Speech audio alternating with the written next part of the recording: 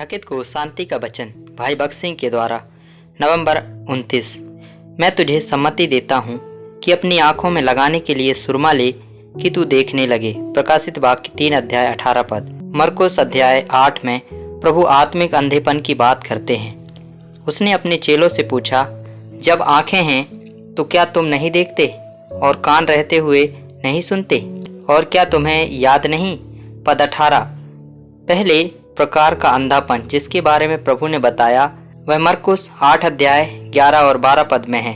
फरीसियों ने प्रभु यीशु द्वारा किए गए कई आश्चर्य कर्मों को देखा था, फिर भी वे उस पर विश्वास करने को तैयार नहीं थे।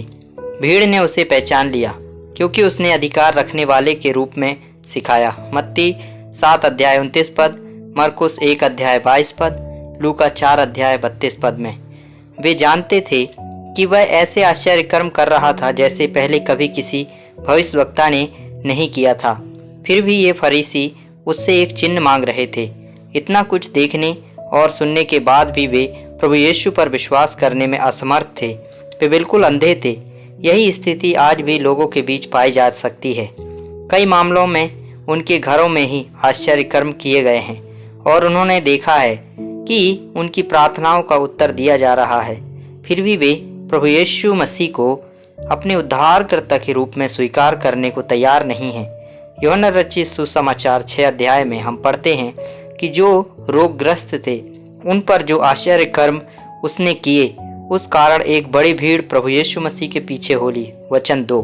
परंतु जब प्रभु ने उनसे कहा अनंत जीवन पाने के लिए उन्हें उसका मांस खाना और उसका लहू पीना आवश्यक है, तो वे पीछे चले गए और उसके साथ फिर कभी ना चले। वचन 66। उसी तरह आज बहुत से लोग हैं जो अपनी बीमारियों से ठीक होना चाहते हैं और परमेश्वर से प्रार्थना करते हैं कि वे इस दुनिया की नाशवान चीज़ों को प्राप्त करें, लेकिन आध्यात्मिक स्वास्थ्य या आध्यात्मिक धन में उनकी कोई उत्सुकता नहीं है। मरकुस 8 में उल्लिखित दूसरे प्रकार का अंधापन पद 14 से 21 में पाया जाता है। यहाँ हम देखते हैं कि प्रभु यीशु अपने चेलों को फरीसियों के खमीर से सावधान रहने की चेतावनी दे रहे हैं। उन्होंने अपने चेलों को बताया, जैसे एक थोड़ा सा खमीर पूरे गूथे हुए आटे को खमीर कर देता है, वैसे ही एक छोटा सा संदेह उनके जीवन में बहुत अधिक अंधापन ला सकता है। उस समय फरीसियों का खमीर अविश्वास और संदेह था। परमेश्वर के वचन और परमेश्वर के प्रेम और अनुग्रह पर संदेह करना हमारे जीवन में भी अंधापन और अंधकार लाएगा। इस तरह कई विश्वासियों ने अपना आनंद और शांति और विश्वास खो दिया है। कुछ लोग परमेश्वर पर संदेह करने लगते हैं।